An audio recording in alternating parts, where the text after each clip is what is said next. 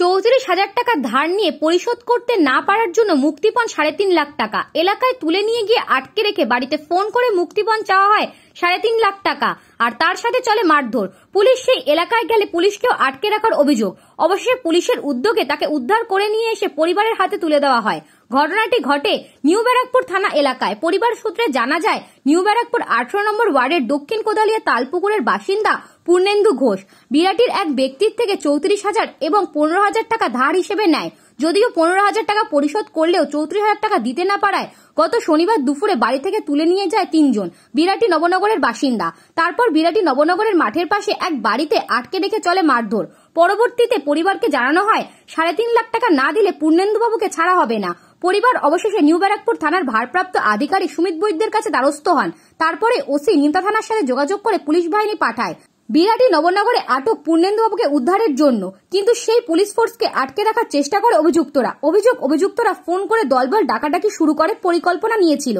এই খবর শোনার পর নিউ ব্যারাকপুর থানার ভারপ্রাপ্ত আধিকারিকের নির্দেশে ৩ অভিযুক্ত রবীন্দ্রনাথ সাহা, দিলীপ চক্রবর্তী এবং তাপস চক্রবর্তীকে বিরাটি নবনগর থেকে গ্রেফতার করে দ্রুত নিউ ব্যারাকপুর থানায় নিয়ে আসা হয়।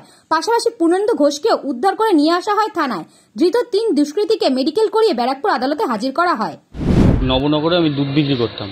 করতে করতে আমার যে কোনো কারণে দুধের ব্যবসাটা লস হয়ে গেছে শরীর খারাপের হওয়ার জন্য। আর যখন দুধের ব্যবসা করতাম থাকাকালীন অপর্ণা চক্রবর্তী আমার কাছ থেকে ১৫,০০০ টাকা ইন্টারেস্টে ধার নিয়েছিল, উনি লিখে দিয়েছিল। কিছুদিন দেওয়ার পরে ওই টাকাটা দিতে পারেনি। আর যাই হোক, তারপরে আমার শরীর খারাপ হয়ে যাওয়ার পরে আমি দুধের ব্যবসাটা বন্ধ হয়ে গেছে। তারপরে উনি আমাকে, যেহেতু আমার অবস্থাটা একটু খারাপ হয়ে গেছে, উনি আমাকে কিছু টাকা ইন্টারেস্টে আবার জোগাড় করে দিই। এবার এইভাবে চলতে চলতে আমার আর দুধের ব্যবসা হয়নি। হ্যাঁ, উনি ইন্টারেস্ট জোগাড় করে দিই ১৭,০০০ টাকা। আচ্ছা, তারপরে আমার পরিস্থিতিটা খারাপ হওয়ার দরুন আমি এই কাজ সে কাজ করতে করতে আমার একটু যোগাযোগ হয়েছে লোনের কাজ করার জন্য। তখন ওনাকে আমি বলেছিলাম, দিদি আমি তো লোনের কাজে করছি, যদি একটু লোন টোন করতে পারি, আপনি যদি লোন নেন তাহলে কিছু টাকা হবে, আপনিও পাবেন, আমারও কিছু হবে, তাহলে আপনার ঝামেলাটা মিটবে, আমারও ঝামেলাটা মিটবে। তখন উনি বললেন, না এখন আমি লোনের কাজ কিছু করবো না, এই বলে কয়েক মাস চেপ ছিল। তারপরে উনি একদিন বললো, দাদা হ্যাঁ করবো আমি। তো ওখানে আরেকজন দিদি ছিলেন, উনি আর ওই দিদি বললো যে তাহলে এত কী কাজ, লোনের যে এটা প্রজেক্ট লোন গভর্নমেন্টের যেটা হয়, এটা প্রজেক্ট বানানোর জন্য ৬,০০০ টাকা লাগবে। এটা বলছে আমি তো পারবো না, তাহলে ৩ জনে মিলে আমরা নিই, তাহলে ভাগ করে যে টাকাটা গণ্ডগোল হয়েছে নিয়ে নেবো। এই করে আমার লোনটা জমা হয়েছিল, হয়নি আর কি, লোনটা ক্যান্সেল হয়ে গেছে। তা সেই ৫,০০০ টাকাটা উনি নিয়েছিলাম, সেটা আমি ওনাকে ফেরত দিয়ে দিয়েছি। এইবার উনি রবিদা বলে একজন কার কাছ থেকে উনি টাকা নিয়েছে, ভদ্রমহিলা, কত টাকা নিয়ে উনি এখন বলছে আমি নিয়েছি, আমার ঘাড়ে দিয়েছি। এবার আমি ওনাদের কাছ থেকে ওই ১৭,০০০ টাকা আর ১৭,০০০ টাকা দিদি আমাকে দিয়েছিল, এই ৩৪,০০০ টাকা। আর রবিদার কাছ থেকে আমি ১৫,০০০ টাকা নিয়েছিলাম। এই টাকাটা আমি নিয়েছি, আর বাকি টাকা আমি নিইনি। ওনারা আমাকে বলছে ৩.৫ লাখ টাকা তুমি নিয়েছো, এখন দিতে হবে। তাই কালকে আমাকে দুপুরে বাড়িতে এসেছিলো, এসে একটু চেঁচামেচি করেছে, করার পরে মা বাবা সবাই ছিল। তারপর বলছে চলো তুমি তাহলে আমার সাথে। আমি বললাম হ্যাঁ চলেন, আমি যাবো, আমার কোনো দোষ নেই, আমি যেটা নিয়েছি সেটা স্বীকার করবো। তারপর নিয়ে যাওয়ার পরে তারপরে ওনার বাড়িতে বসিয়ে এই এক কথা দু কথা একটু চত্থাপট দিয়েছে, একটু মারধর করেছেন। রবিদা কিছু বলেনি, বাকি ওনার হাজবেন্ড মারধর করেছে, আর ওনার দিদিরা ননদ ফনদ এসেও মারধর করেছে।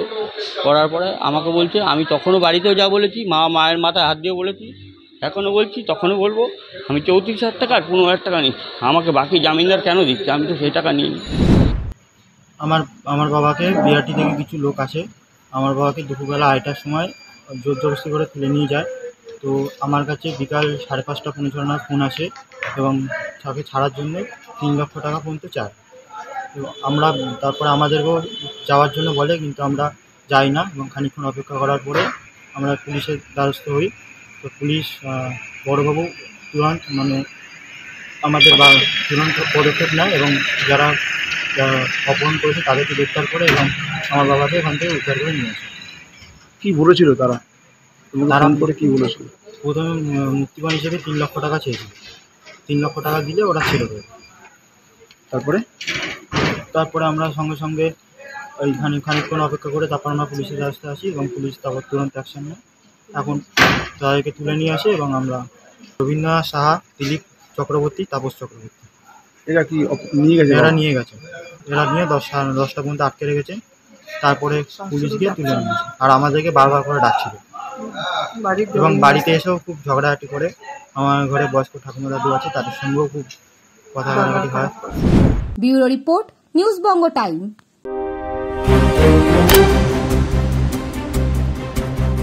फास्ट मूविंग वर्ल्ड में वही आगे है जिसके पास है स्पीड, जैसे मेघबाला ब्रॉडबैंड। सही स्पीड सही पहचान। सो अगर कांस्टेंट फास्ट स्पीड चाहिए तो ले आइए मेघबाला ब्रॉडबैंड।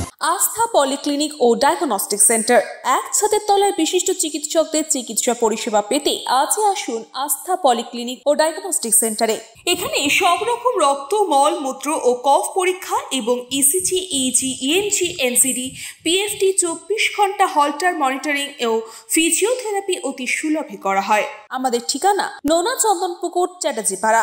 আমাদের যোগাযোগ নম্বর 7003758330। New Shatarupa, one stop solution for your smart choice. এখানে সকল প্রকার ব্র্যান্ডেড কোম্পানির TV, fridge, mobile, computer, laptop, sound system এবং মোবাইল ও কম্পিউটার অ্যাক্সেসরিজ সঠিক মূল্যে বিক্রয় করা হয়। প্রতিটি কেনাকাটায় আকর্ষণীয় ছাড় এবং নিশ্চিত উপহার। ঠিকানা ইন্দ্রলোক, সোদপুর, কলকাতা 110 এবং Muragachha, Sodepur, Kolkata 111। Animesh Suzuki, BT road, Agarpara. Motorcycle মানে সুজুকি। মোটরসাইকেল সেল এবং সার্ভিস করানো হয় অত্যাধুনিক যন্ত্রের মাধ্যমে। এখানে অত্যাধুনিক মডেলের বিভিন্ন গাড়ি পাওয়া যায়। পাবেন Suzuki Hayabusa, Suzuki Gixxer, Suzuki Bergman, Suzuki access 125 এবং সাথে সার্ভিস সেন্টারের সমস্ত সুবিধা। আমাদের শাখা আগরপাড়া, ব্যারাকপুর ভিআইপি তে। সকলকে সাদর আমন্ত্রণ। ওম সাই ব্যাংকুয়েট অ্যান্ড গেস্ট হাউস। আপনার পরিবারের যে কোনো সামাজিক অনুষ্ঠানের জন্য আসুন ওম সাই ব্যাংকুয়েট অ্যান্ড গেস্ট হাউসে।